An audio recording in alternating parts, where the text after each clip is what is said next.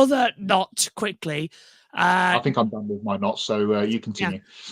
Yeah. Danica Patrick. Here we go. Big knot. A little bit of paper that you sign at the bottom of every Formula One contract to accept your media pass or any pass for the year that's been introduced after Miami. Little Sim, you will not get involved in any political party or any political activity of any country to save the embarrassment, because Formula One is supposedly neutral. I know, laughable fact. But here's the thing.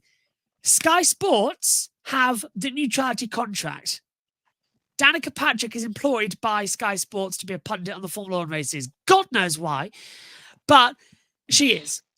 Now, she has breached that so many times, and for her to go at a Trump rally is the biggest problem that Formula One is going to face, Sky and Formula One media, because they allow her in.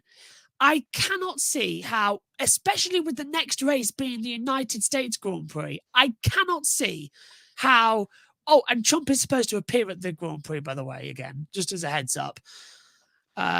So I cannot see how Sky are going to let Danica be on until after the elections now, or if ever again, because she becomes a political weapon. And you can't have that. So, I don't know. And also, I had tweet of the week because the lizard on the track, I put hashtag Danica Patrick spotted at Singapore Grand Prix. That was a personal funny of mine. But in all honesty, I can't believe that Sky are keeping Danica. They can't keep Danica for what she did. She's entitled to her own political opinions. Everybody is. But when you are a member of media, when you're a member of so many other things that you have to keep neutral, you can't go on and do that. It is wrong. And also, I'm just really tired of her. I really am. It's like, it's worn off now. And there's so much better female representation for motorsports than Danica Patrick.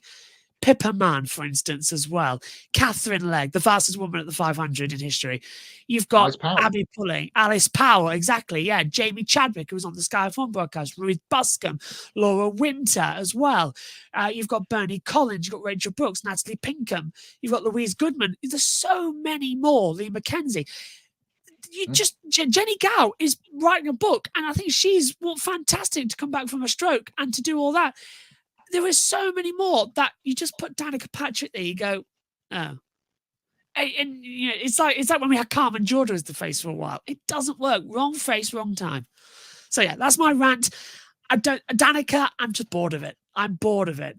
And there's only one IndyCar driver who should be on F1 personality. His name is James Hinchcliffe. I agree with you. Do you know why?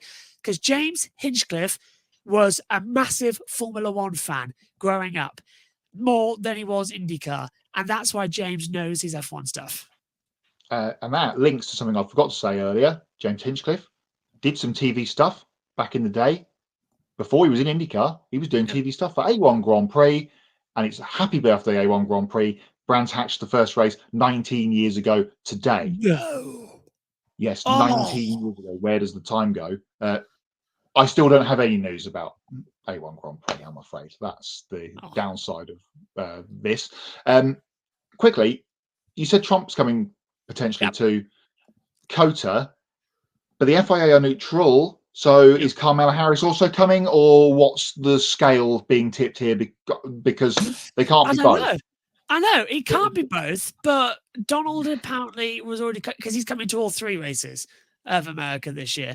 So he was coming he's came to Miami, he's coming to COTA, and he is coming to Las Vegas, mainly because he owns half the stuff in Vegas. So he's coming to those three. Apparently the third was supposed to be his big presidential thing, because it just been late November. So I won the election, blah, blah, blah. Let's go party. Let's go eat some cats and dogs. Yeah. So Kamala, I think, should be there personally on that front. It's the same reason how Formula One actually banned any members of Parliament or any members of the Labour Party, the Conservative Party, from attending the British Grand Prix, because it was 2 days after the election. Yeah. So neither Keir Starmer or Rishi Sunak could attend the British Grand Prix to give out the British Grand Prix trophy, which is usually done. Yeah, so it wasn't. They couldn't be there.